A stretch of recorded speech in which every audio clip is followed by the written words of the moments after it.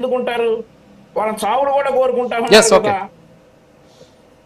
Okay okay yeah okay okay yeah Karumuru Venkatareddy గారు good morning sir. మళ్ళీ వస్తానండి మీ దగ్గరికి వంశీ గారు. యా కారుమూరు వెంకటరెడ్డి గారు గుడ్ మార్నింగ్. ఒక్కసారి చంద్రబాబు గారు బయట అంటే అందరూ చూడాలి కాబట్టి ఒకసారి బయట ప్లే చేయండి, తర్వాత మీరు రియాక్ట్ ఉండేది సార్ బయట. చూసారు విజయవాడలో ఒక సంఘటన జరిగింది.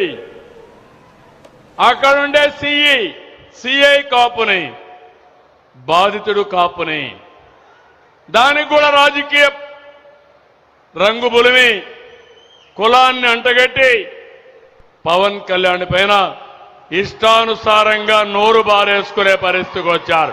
అదే నేను చెప్పాను, కబద్దార్ జాగ్రత్తగా ఉండండి.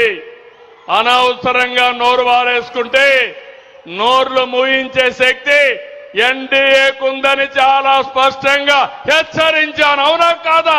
నిన్న చూశారు. యా ఓకే యా వెంకటరెడ్డి గారు, చంద్రబాబు గారు మాట్లాడింది ఏదో పవన్ కళ్యాణ్ గారికి ఆపాదిస్తున్నారు. సరే, అది దాని మీద కూడా మీరు స్పందించాల్సి ఉంటుంది. సరే, ఇప్పుడు ముగ్గురు మాట్లాడారు, బండారు వంశీ గారు, లక్ష్మీకాంత్ గారు, కార్తిక్ గారు మాట్లాడినటువంటి పరిస్థితి. సో 4వ పర్సన్గా నేను మాట్లాడను. మీ ఒపీనియన్ మీరు చెప్పండి, ఏంటి అసలు ఈ కేసుకు సంబంధించి? ముందుగా మీకు ప్యానెల్లో ఉన్న అందరికీ అట్లానే ప్రైమ్ లైన్ ప్రేక్షకులందరికీ నమస్కారాలు. 35 నిమిషాలు తర్వాత నాకు అవకాశం దొరికింది. సరే, అందరికి నేనే సమాధానం చెప్పాలి కాబట్టి కొద్దిగా డిస్టర్బ్ చేయొద్దు, కొంచెం ఎక్కువ సబ్జెక్ట్ లోకి వెళ్దాం. ఇప్పుడు వైఎస్ఆర్ కాంగ్రెస్ పార్టీకి నచ్చినట్టు రిమాండ్ రిపోర్ట్ పెట్టరు, ప్రభుత్వానికి నచ్చినట్టు రిమాండ్ రిపోర్ట్ రాస్తారు. Simple point. దీనికి ఏం పెద్ద రాకెట్ సైన్స్ ఏం అవసరం ఉంటుంది? ప్రభుత్వానికి తెలిసి ప్రభుత్వంలో ఉన్నటువంటి పోలీస్ బాసుల సహకారంతో పొలిటికల్ ఇన్వాల్వ్మెంట్ తో జరిగినటువంటి పక్కా ప్లాండ్ గా చేసినటువంటి మర్డర్లో దానిలో వాళ్ళకి ఇష్టం వచ్చినట్టు రిమాండ్ రిపోర్ట్ రాస్తారా, లేదంటే మేము చెప్పినట్టు రిమాండ్ రిపోర్ట్ రాస్తారా?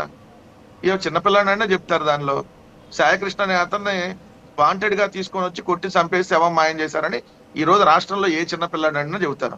టీవీలు చూసి కొద్ది గొప్ప నాలెడ్జ్ ఉండి ఇటున్న వాళ్ళు అయితే దాంట్లో డెప్త్ గా వెళ్ళి కూడా అనేక ఇన్ఫర్మేషన్లు తీసుకోవచ్చు. అంతెందుకు సార్, ఇప్పుడు నిన్న రిమాండ్ రిపోర్ట్ వేశారు కదా, ఆ రిమాండ్ రిపోర్ట్ లోనే కొన్ని చూద్దాం, దాని ప్రకారం మీరే సమాధానం చెప్పండి ప్యానల్లో ఉన్న ఎవరైనా. రిమాండ్ రిపోర్ట్ లో మొత్తంగా 17 మందిని ఏదైతే ఎంక్వైరీ చేసినట్టుగా ఆ రిమాండ్ రిపోర్ట్ లో పెట్టారు. ఏదైతే LW1, LW2 అలా మొత్తంగా